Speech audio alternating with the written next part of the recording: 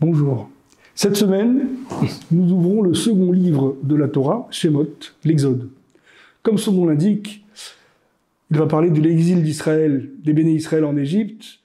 Pharaon va les asservir, il va commencer à les faire souffrir, leur imposer des travaux durs, et ça va être l'esclavage. Et un homme né, l'homme de la providence, c'est Moïse, Moshe, qui deviendra le dirigeant, le libérateur du peuple d'Israël, nommé par Hachem. Moshe grandit, il voit un de ses frères hébreux frappé par un Égyptien. Il court à son secours et va tuer l'Égyptien. Moshe est recherché dans tout le pays. Il s'enfuit et se dirige vers Midian. Là-bas, il va rester vivre à Midian et se marier avec Tzipora, la fille de Yitro. Et arrive le jour de la révélation divine. Il va, en cherchant une brebis égarée, il va voir un buisson ardent, donc qui brûle mais qui ne se consume pas.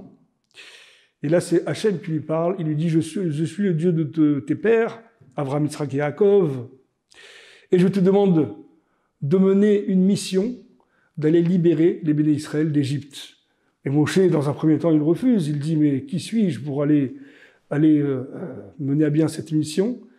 Et Dieu lui dit, il encourage, etc. Et puis, ça dure longtemps. Et même lorsque Dieu lui donne des signes, après, Moshe dit, mais je ne sais pas parler. Je suis un homme incapable de mener cette mission. Et Hachem lui dit, il y a un passouk très intéressant. Vayomer Hachem elav misampé la Adam. Dieu lui dit, mais qui a placé la bouche, qui a créé la bouche dans l'homme, O miyasud milem, ou qui le rend muet, ou sourd, ou voyant, ou non-voyant. Alors Anochi Hachem, n'est-ce pas moi Hachem? Pour lui dire que tout est possible. Si Dieu décide de l'envoyer faire cette mission, eh bien c'est qu'il en sera capable grâce à son aide. Et Rachid dit, mais à quoi fait allusion le verset lorsqu'il dit, il parle de quelqu'un qui parle, qui est muet, qui est sourd ou aveugle? Eh bien, il parle justement lorsque Moshe, alors selon le Midrash, avant de s'enfuir, Moshe a été justement attrapé, il a été capturé par les Égyptiens et été mis à mort. Et lorsque Pharaon a donné ses ordres, eh bien, il n'arrivait plus à parler. Lorsque le bourreau a voulu prendre l'épée pour décapiter Moshe, eh bien, il est devenu aveugle, il ne voyait plus. Lorsqu'on criait d'attraper Moshe et de le rattraper, personne n'entendait, tout le monde était sourd. Ça veut dire qu'en fait, Hachem fait référence à des moments vécus de Moshe Rabbeinu. Qu'est-ce que ces textes et ce Rashi viennent nous apprendre? Eh bien, c'est pour nous dire que la Emouna, la confiance en Dieu, n'est pas celle qu'on croit, la confiance naïve, en se disant, on a confiance en Dieu, Dieu fera, Dieu pourvoira, etc.